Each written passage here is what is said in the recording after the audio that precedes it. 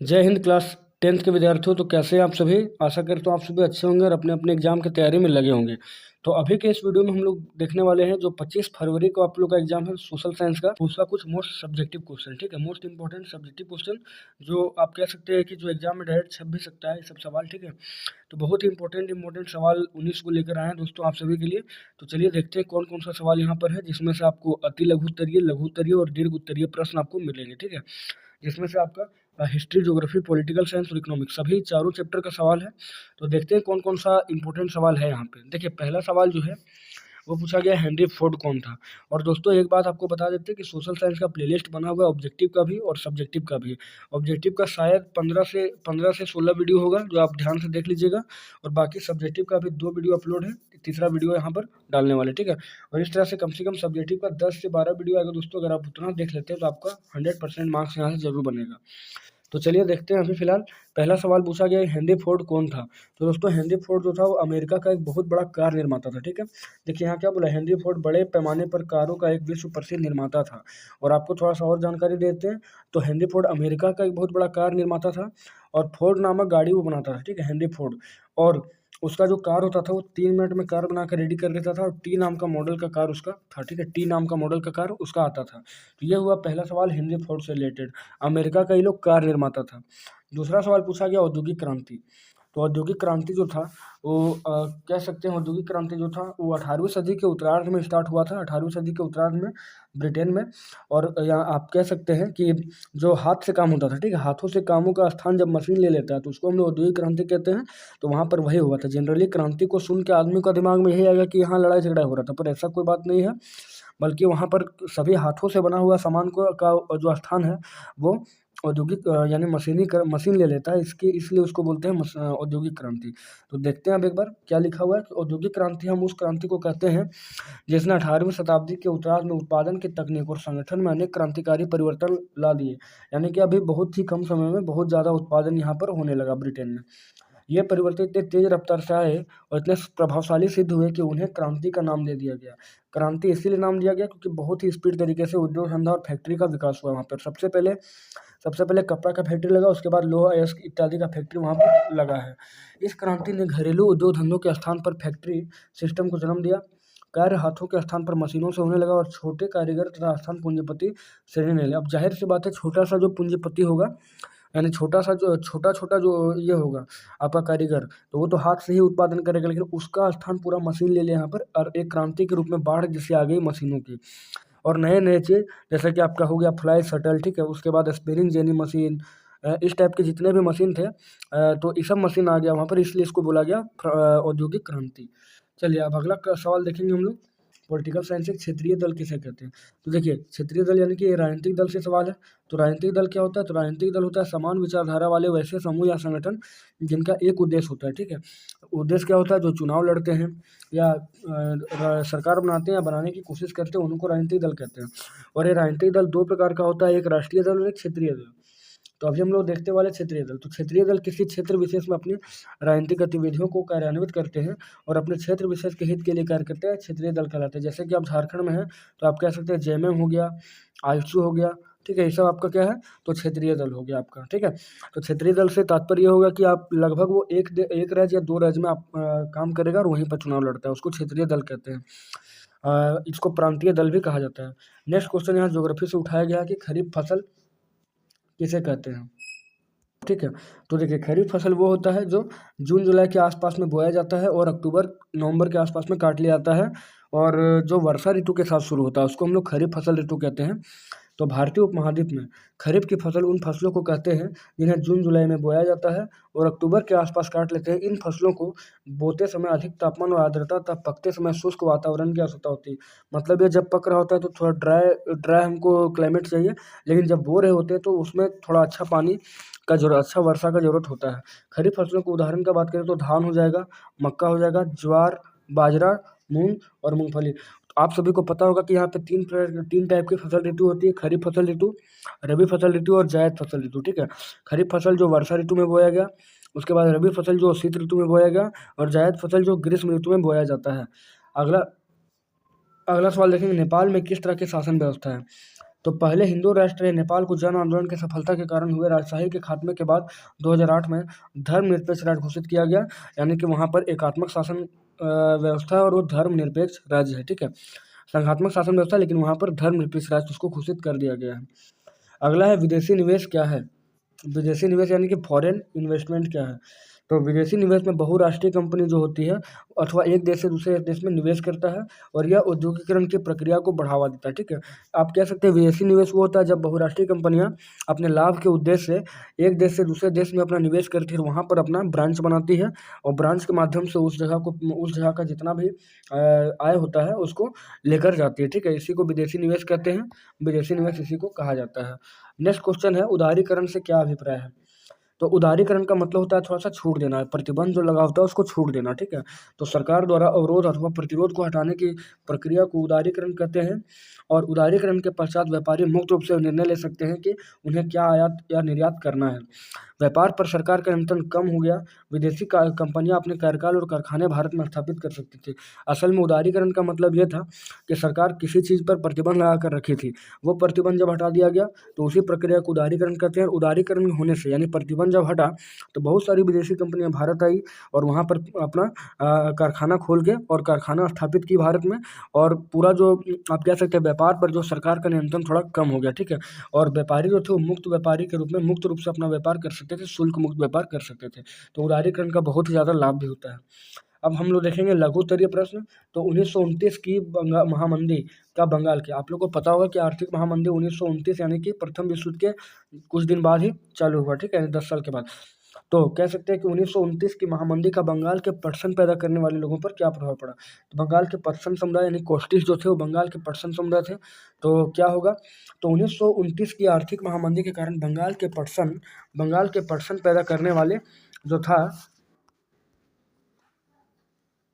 बंगाल के पटसन पैदा करने वाले लोग बिल्कुल तबाह हो गए थे। पटसन की कीमत में 60% की गिरावट आ जाती है वहाँ पर, जिसके परिणाम स्वरूप वे कर्ज में दबते चले गए थे।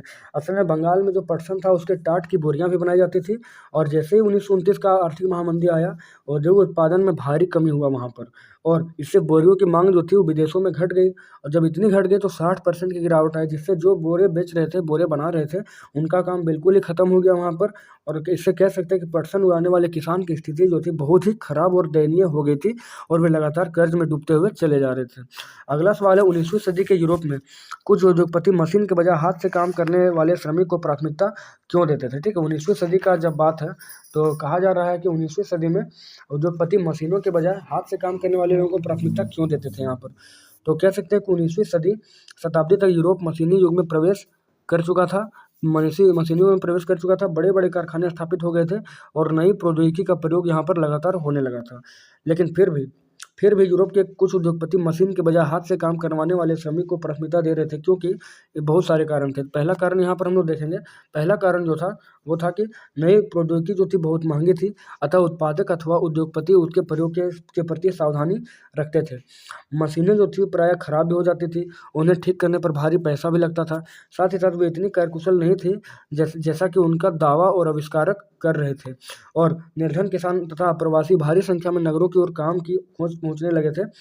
अतः श्रमिकों की आपूर्ति मांग से कहीं अधिक ज़्यादा थी, अतः श्रमिक कम वेतन पर मिल रहे थे, ठीक है। उसके बाद एक चीज़ और होगा कि हाथ की कारीगरी द्वारा उत्पादों में विविधता ला सकते थे, यानी कि हाथ से जब बनाया जाता था तो बहुत टाइप का वहाँ पर छापा किया जा सकता था। मशीन जो थी बहुत ही कम पैमाने पर विविधता को डिजाइन कर सकती थी। मशीनों से एकरूप उत्पाद की बड़ी संख्या में बनाए जा सकते थे। बाजार में प्रायः बारीक डिजाइन और खास आकार वाली चीज़ों की काफ़ी मांग रहती थी। उदाहरणतः ब्रिटेन में 19वीं सदी के बाद में 500 तरह के हथौड़े और 45 तरह की कुल्हाड़ियाँ बनती थी। इनके निर्माण में यांत्रिक प्रौद्योगिकी नहीं बल्कि मानव कौशल की यहाँ पर ज़रूरत होती थी, ठीक है। और थोड़ा-सा आप कह सकते हैं कि उच्च वर्ग के जो भी लोग थे, उच्च वर्ग के लोग जो थे वो जैसे कि पूंजीपति और कुलीन वर्ग जो थे, हाथों से बनी चीज़ को बहुत ज़्यादा वो लोग पसंद करते हैं, ठीक है। और हाथ से बना हुआ चीज़ जो था वो सुरुचि का प्रतीक भी कहा जाता था, और जो बाज़ार में अक्सर डिज़ाइन जो होता था वो खास आकार वाली चीज़ों में काफ़ी माँग भी रहती थी, ठीक है। इन्हें बनाने के लिए आंतरिक प्रौद्योगिकी नहीं बल्कि इंसानी निपुणता की ज़रूरत यहाँ पर होती थी। इसलिए हम लोग कह सकते हैं कि 19वीं सदी के यूरोप में कुछ उद्योगपति जो थे वो मशीन के बजाय हाथ से काम करवाने में ज़्यादा वो लोग ध्यान देते थे, ठीक है। चलिए अगला क्वेश्चन है पवन ऊर्जा पर टिप्पणी लिखें। पवन ऊर्जा पर टिप्पणी लिखें, ठीक है। तो पवन ऊर्जा जो है वो नवीकरणीय ऊर्जा का उदाहरण है हम पवन ऊर्जा का विभिन्न कार्य के लिए उपयोग करते हैं। प्रकृति में पवनें चक्रीय प्रक्रमों के कारण उत्पन्न होती है, इसलिए यह ऊर्जा का नवीकरणीय स्रोत है। कहीं भी किसी भी समय पवन ऊर्जा का उपयोग नहीं किया कहीं भी किसी भी समय पवन ऊर्जा का उपयोग नहीं किया सकता। पवन द्वारा विद्युत उत्पन्न करने के लिए पवन का वेग कम से कम 15 किलोमीटर के आसपास होना चाहिए, 15 किलोमीटर प्रति आवर चाहिए। और आपको एक बात बता दें, पवनों का देश जो है डेनमार्क को कहा जाता है, क्योंकि वहाँ बहुत ही तेज तरीके से ये हवा चलता है, ठीक है। तो ये पवन ऊर्जा था। आगे है राजनीतिक दल के प्रमुख कार्य क्या है। तो राजनीतिक दल क्या होता है, समान उद्देश्य से जो चुनाव लड़ता है, सरकार बनाता है या बनाने की कोशिश करता है, उसको राजनीतिक दल कहते हैं। समान उद्देश्य होता है, ठीक है। तो इसका हम लोग कार्य देखने वाले हैं। तो पहला दोस्तों चुनाव लड़ना। तो राजनीतिक दल के उम्मीदवारों का चयन दल के नेता द्वारा अथवा सदस्यों द्वारा तथा समर्थकों के द्वारा होता है। प्रत्येक राजनीतिक दल जो है चुनाव जीतना चाहता है ताकि सत्ता प्राप्त कर अपनी नीति को क्रियान्वित कर सके। यानी प्रत्येक राजनीतिक दल का ये मानना होता है कि वो चुनाव जीते और अपने सत्ता में आए और सत्ता में आकर वो जनता के लिए काम करे। दूसरा है सरकारी नीति को दिशा निर्देश। तो विभिन्न राजनीतिक दल अपनी अपनी नीति और कार्यक्रम से मतदाता के सामने रखते हैं। देखिए, जब भी चुनाव होता है तो राजनीतिक दल के जो भी नेता होते हैं वो अपने अपने मैनिफेस्टो को जारी करते हैं और मैनिफेस्टो को जनता के सामने वो रख कर आते हैं और जनता को लुभाने की कोशिश करते हैं, ठीक है। तो रखते हैं, जनता इनमें से अपनी पसंद की नीतियों अथवा कार्यक्रमों को चुनती है। इससे सरकार को जनता की पसंद और नापसंद के बारे में पता भी चल जाता है। तीसरा है कि कानून निर्माण। तो देखिए, जो भी नेता जाते हैं, जो भी जनप्रतिनिधि आते हैं, वही तो कानून बनाते हैं हम लोग के लिए। तो कह सकते हैं कि राजनीतिक दल कानून निर्माण में महत्वपूर्ण भूमिका निभाता है। विधायिका में राजनीतिक दल के सदस्य होते हैं। कोई भी कानून विधायिका में ही तैयार होता है, जिसमें राजनीतिक दल के सदस्यों की महत्वपूर्ण भूमिका रहती है। और चौथा है कि सरकार का संचालन और नीति के कार्यक्रमों का संचालन। तो चुनाव में जिस राजनीतिक दल को सफलता मिलती है वह सरकार का निर्माण करता है और वह अपनी नीति और कार्यक्रम को जनता के सामने रखकर उसको क्रियान्वित करता है और सारी नीतियों को धरातल पर उतारता है। राजनीतिक दल जो होता है, राजनीतिक दल की वजह से राजनीतिक प्रशिक्षण भी प्राप्त होता है, सामाजिक सुधार का भी काम होता है और संविधान में विश्वास भी रखता है राजनीतिक दल, ठीक है। संविधान में विश्वास इसलिए क्योंकि जो कहा जाता है, प्रत्येक राजनीतिक दल का संविधान में विश्वास होता है, क्योंकि वे चुनाव के नतीजों को स्वीकार भी करते हैं और दल में जो शामिल लोग होते हैं उनके विचारधारा भी समान होते हैं और दल के पास जो नीतियाँ होती है उसको अपनी जनता के पास रखकर उसको लुभाने की कोशिश करते हैं। नेक्स्ट क्वेश्चन यहाँ पर है कि सूचना का अधिकार कानून लोकतंत्र का रखवाला है, ठीक है। सूचना का अधिकार यानी कि RTI, राइट टू इन्फॉर्मेशन, जो 2005 में लागू किया गया था, ठीक है। और कहा गया है कि सूचना का अधिकार कानून लोकतंत्र का रखवाला कैसे है। तो देखिए, सूचना अधिकार के द्वारा राष्ट्र अपने नागरिकों को अपने कार्य को और शासन प्रणाली को सार्वजनिक करता है। मतलब सूचना का अधिकार में ये बात बोलोगे कि आप सरकार से आप उसका डेटा मांग सकते हैं कि आप किस क्षेत्र में काम कर रहे हैं, कितना बजट है, क्या नहीं, सरकार से आप जान सकते हैं इस बात को। लोकतंत्र में देश की जनता अपनी चुनी हुई सरकार से अपेक्षा करते हुए ईमानदारी और कर्तव्य निष्ठा के साथ अपने दायित्वों का पालन करे, उसके कार्यों पर निगरानी रखने में सूचना का अधिकार एक रखवाले की तरह मदद करता है। यानी कि सरकार मनमानी ना करे, उसके कार्यों को रोकने के लिए या उसके कार्यों को जानने के लिए सूचना का अधिकार लाया गया, ताकि कम से कम सरकार जो है या कोई भी BDO हो, CO जो भी हो, वो अपने निरंकुश तरीके से काम ना करे। नेक्स्ट है बैंकों की आय के स्रोत क्या है। यानी कि जो बैंक है उसको आय कहाँ से मिलता है। तो बैंक अपने यहाँ जमा राशि पर जो ब्याज देता है, ठीक है, जो भी उसके यहाँ पर पैसा जमा करता है उस पर कुछ ब्याज बनता है, उससे अधिक ब्याज दिए गए ऋण पर वो लेता है, ठीक है। ऋण पर वो बहुत, जैसे किसी को कर्ज दिया बैंक तो उससे तो ज़्यादा ऋण लेगा और उसको फिर वहाँ से उसको आय की प्राप्ति होती है। कर्जदारों से लिए गए ब्याज तथा जमाकर्ताओं को दिए गए ब्याज में अंतर बैंकों की आय का प्रमुख स्रोत है। यानी कि कर्जदाता यानी कि जो कर्ज दिया गया उसमें तो मान के चलिए आपको 10 रुपया कर्ज दिया बैंक, ठीक है, तो उससे आपको मान के चलिए 20 रुपया आपसे लिया ब्याज। इस तरह से तो होगा नहीं, लेकिन समझाने के लिए कह रहे हैं 20 रुपया लिया। उसके बाद अगर कोई बंदा वहाँ पर जमा किया है 10 रुपया और वहाँ उसका ब्याज बना है 12 रुपये, ठीक है, फिर भी आप देखिए यहाँ पर 8 रुपये का डिफरेंस होगा, यही उसका आय का स्रोत यहाँ पर हो जाएगा बैंक का। आगे देखेंगे हम लोग व्यापार और निवेश नीतियों का उदारीकरण वैश्वीकरण प्रक्रिया में किस प्रकार सहायता पहुँचाती है, किन्हीं 3 प्रक्रिया का उल्लेख करें। पहले तो क्वेश्चन का डिमांड समझना है। बोला गया है व्यापार और निवेश नीतियों का उदारीकरण वैश्वीकरण प्रक्रिया में किस प्रकार सहायता पहुँचाती है, किन्हीं 3 प्रक्रिया का उल्लेख करना है। तो चलिए देखते हैं। तो देखिए, यह एक संस्था जो विभिन्न देशों के बीच व्यापार के नियम को उदार बनाता है, उदार यानी कि छूट देता है। इसे बहुपक्षीय व्यापार प्रणाली भी इसे कहा जाता है। विश्व व्यापार संगठन का प्रमुख उद्देश्य विश्व व्यापार को बढ़ावा देना है। इसकी स्थापना 1 जनवरी 1995 को की गई थी और 1947 से 1994 तक GATT व्यापार समझौते करने की एक जनसभा हुई थी और 1995 के बाद GATT यानी कि गैट ही विश्व व्यापार संगठन बना था। विश्व व्यापार संगठन का कुछ उद्देश्य है और उद्देश्य क्या है तो उद्देश्य है कि इसका मुख्य उद्देश्य विश्व के देशों के अंतर्राष्ट्रीय व्यापार को इस प्रकार संचालित करना है कि उसमें समानता हो, खुलापन हो और वह बिना किसी भेदभाव की हो। विश्व व्यापार संगठन व्यापार के झगड़े को भी निपटाता है।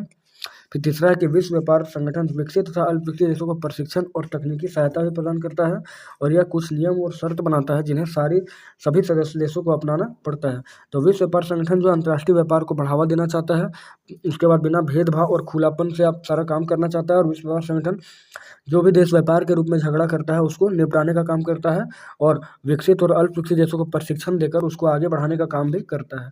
अब हम लोग देखेंगे दीर्घ उत्तरीय प्रश्न, जो 5 नंबर के सवाल होते हैं, 5 मार्क्स के। तो दीर्घ उत्तरीय प्रश्न में पहला है कि ईस्ट इंडिया कंपनी ने भारतीय बुनकरों से सूती और रेशमी कपड़े की नियमित आपूर्ति सुनिश्चित करने के लिए क्या किया।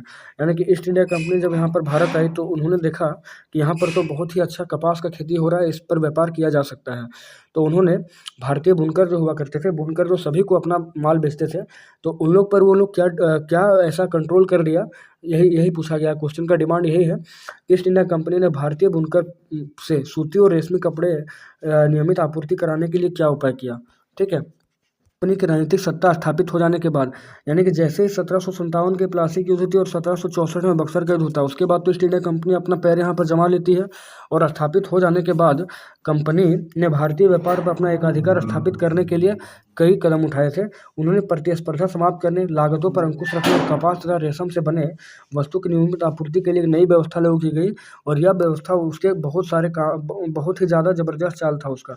तो पहला चीज़ यहाँ पर क्या था कि गुमास्तों की नियुक्ति। ठीक है, यानी कि कंपनी ने कपड़ा व्यापार में सक्रिय व्यापारी और दलाल को समाप्त करने तथा बुनकरों पर अधिक से अधिक प्रत्यक्ष नियंत्रण रखने के लिए एक वेतनभोगी कर्मचारी बनाया जिसका नाम था गुमास्ता। मतलब ये गुमास्ता जो था वो बुनकर पर डायरेक्ट नज़र रख सकता था। पहले जो था पहले यहाँ पर पहले जो बनाया जाता था वो अंग्रेज डायरेक्ट इस पर शासन करते थे बुनकर पर। तो अंग्रेज तो डायरेक्ट हमेशा शासन कर नहीं पाएंगे, इसलिए उन्होंने क्या किया, वेतनभोगी यानी वेतन पर कर्मचारी को अलॉट कर दिया और उसको गुमास्ता बोला गया। गुमास्ता जो था वो पूरा बेहतरीन तरीके से बुनकर पर नियंत्रण रख लेता था। उसके बाद बुनकर जो था, गुमास्ता जो था, काम का लालच भी देता था बुनकरों को और बुनकरों को अपने जाल में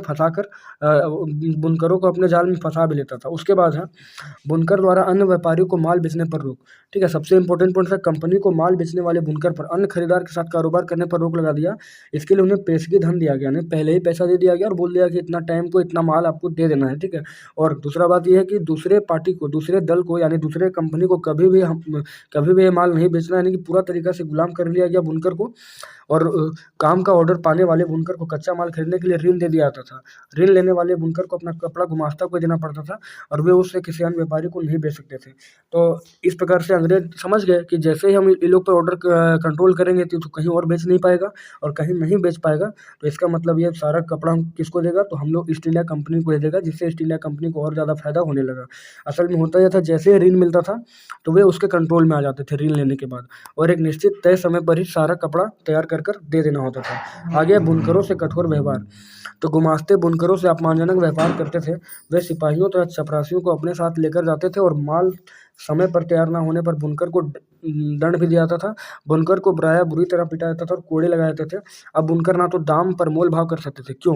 पहले तो देखिए 4 पार्टी था, पहले 4 दल अगर हुआ करते, यानी 4 कंपनी था, जैसे कि फ्रांस का, जर्मनी का, या फ्रांस का, डच का, ठीक है, उसके बाद ईस्ट इंडिया कंपनी और पुर्तगाल का। तो मान के चलिए 4 कंपनी है, तो चारों के पास तो प्रतिस्पर्धा होगा, और प्रतिस्पर्धा होता था तो बुनकर जो था यहाँ पर अपना मोल भाव कर लेता था।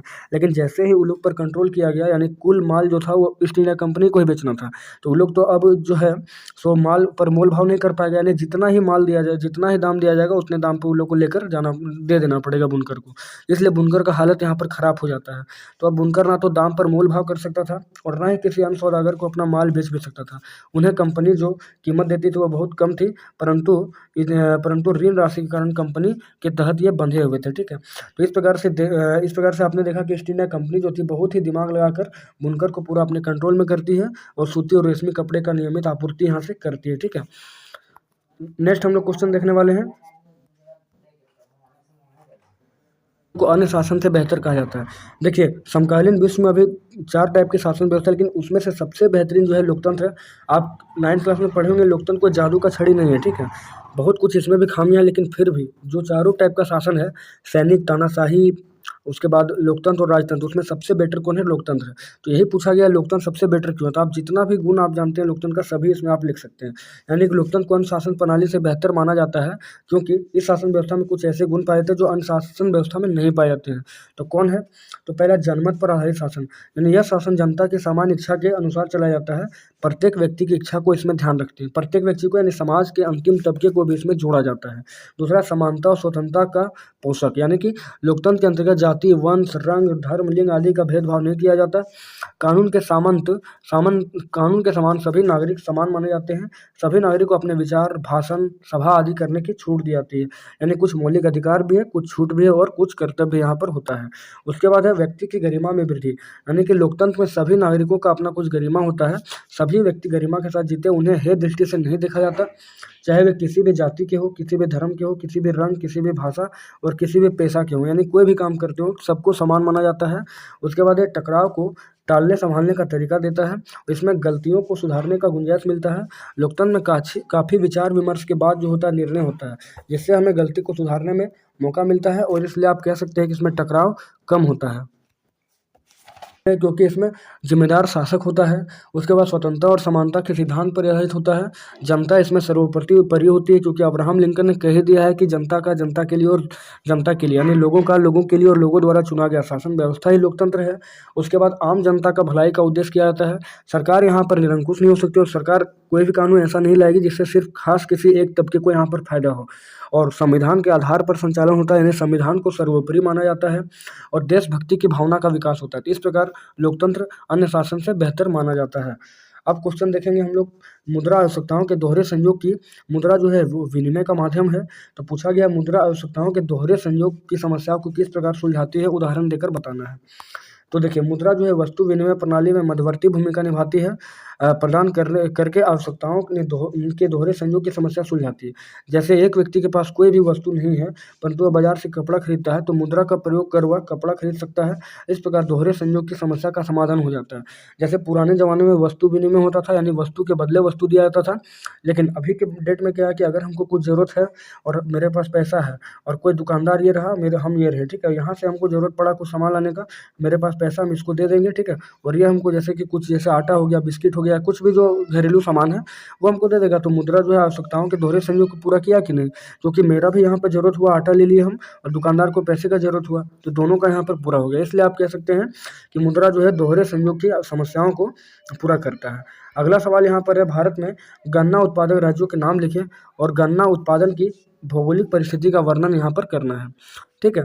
तो देखिए सबसे पहले गन्ना के लिए हम लोग भौगोलिक परिस्थिति देखेंगे। तो पहले तापमान, तो गन्ने की कृषि के लिए उष्ण और आर्द्र जलवायु, उष्ण यानी गर्म और थोड़ा ह्यूमिडिटी युक्त क्लाइमेट का जरूरत पड़ता है। इसके लिए 21 डिग्री सेंटीग्रेड से 70 सेंटीग्रेड यानी 21 से लेकर 70 डिग्री सेल्सियस तापमान की जरूरत होती है। बहुत अधिक तापमान इसके वर्धन के लिए नुकसानदायक हो जाता है और कम तापमान इसके विकास को रोकता है। यानी कि आप कह सकते हैं यहाँ पर एवरेज टेम्परेचर चाहिए, बहुत ज़्यादा अगर हो गया तो भी समस्या और कम हो गया तो भी समस्या। यह फसल पाले को सह नहीं पाती, पकने पर इसे कम तापमान का ज़रूरत होता है। यानी शुरू में तो ठीक ठाक मीडियम टेम्परेचर चाहिए, लेकिन जैसे ही पक जाता है तो हमको कम तापमान चाहिए वहाँ। अगर वर्षा का बात किया जाए तो 75 सेंटीमीटर से 100 सेंटीमीटर वर्षा वाले क्षेत्रों में इसका वर्धन सबसे बेहतर होता है। बहुत अधिक वर्षा होने पर इसकी मिठास की मात्रा कम हो जाती है।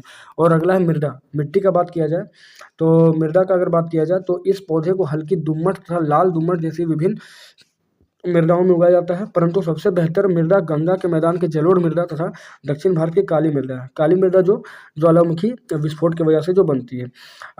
उसके बाद है गन्ना मृदा की उर्वरता को समाप्त कर देता है। काली मृदा, गन्ना मृदा की उर्वरता को समाप्त करता है, इसलिए अधिक उपज के लिए खाद का प्रयोग करना आवश्यक होता है। और उत्पादन का अगर क्षेत्र का बात किया जाए तो दोस्तों यूपी है, ठीक है, यूपी सबसे प्रमुख है। गंगा के मैदान में अन्य राज्य ऐसे यानी कि जो उत्तर भारत का मैदान है वहाँ पर सबसे ज़्यादा गन्ना होता है, जैसे कि यूपी, बिहार, पंजाब और हरियाणा। अब लास्ट क्वेश्चन देखेंगे तो इसमें मैप बेस्ड क्वेश्चन पूछा गया कि भारत के दिए गए मानचित्र में आणविक तथा तापीय ऊर्जा केंद्रों के नाम दिया गया है। नेवेली, कोरबा, चंद्रपुर, रावतभाटा और नरोरा, और इसको आपको मैथ में बनाना है और 5 मार्क्स के सवाल यहाँ पर आते हैं, ठीक है।